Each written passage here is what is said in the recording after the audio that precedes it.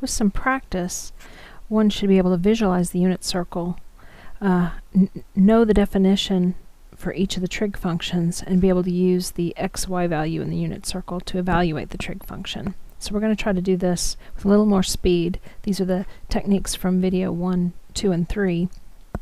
Okay, starting with sine. The output for sine should be looked at as the y value from the ordered pair. So sine of 0 will be 0. Sine of pi over 6, 1/2. Sine of pi over 4, square root 2 over 2.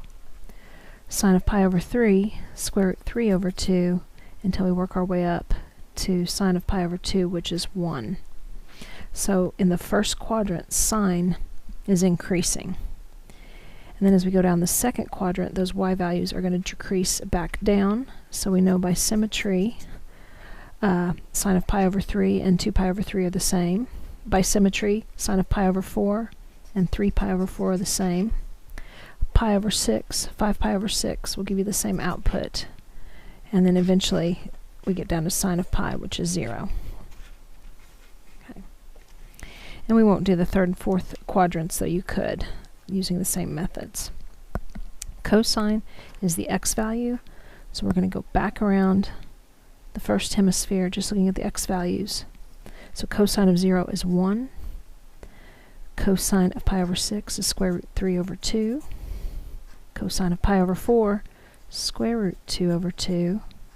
Then we're to 1/2 and 0, outputs for pi over 3 and pi over 2. And if we were to just stop there, look at how the outputs of sine and the outputs of cosine are just backwards of one another. Okay. Now we have to be a little more careful here. Cosine of 2 pi over 3 ends up being negative 1/2. So there's some symmetry, but we need to change the sign of the output for cosine in the second quadrant. And then we don't really have to look at the unit circle anymore. Since tangent is defined as y over x, we can get the y value and the x value from the first two rows. So tangent of 0 will be 0 over 1, which will simplify. Tangent of pi over 6 is this fraction over this one. We remember that the denominators cancel, and then we rationalize. Tangent of pi over 4 is this fraction over this one, which will just be 1. Tangent of pi over 3, square root 3 over 2 over 1/2. The denominators cancel, and we're left with square root 3 over 1. And then we recall that tangent of pi over 2 is undefined, and we can see why. And you can double check me, maybe stop the video. For the outputs in the second quadrant for tangent. But the exercise here is just to use the previous rows to evaluate the rows down here at the bottom of the chart. Secant is the reciprocal of sine, so we need outputs 1 over y. So secant of 0 is going to be 1 over 0, or undefined. Secant of pi over 6 is the reciprocal of 1/2. Secant of pi over 4 will turn this guy here upside down.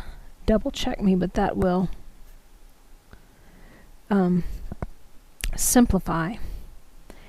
And secant of pi over 3 will turn this guy upside down, so that square root 3 is in the denominator, but you can rename. Secant of pi over 2 is the reciprocal of 1, which is just 1. Okay. Cosecant is the reciprocal of cosine, so we're going to get 1 over x. So we're going to look here in the first quadrant and turn 1 upside down, turn square root 3 over 2 upside down, and then rationalize. Turn square root 2 upside down and do a simplification, turning 1 over 2 upside down, and then not being able to invert 0.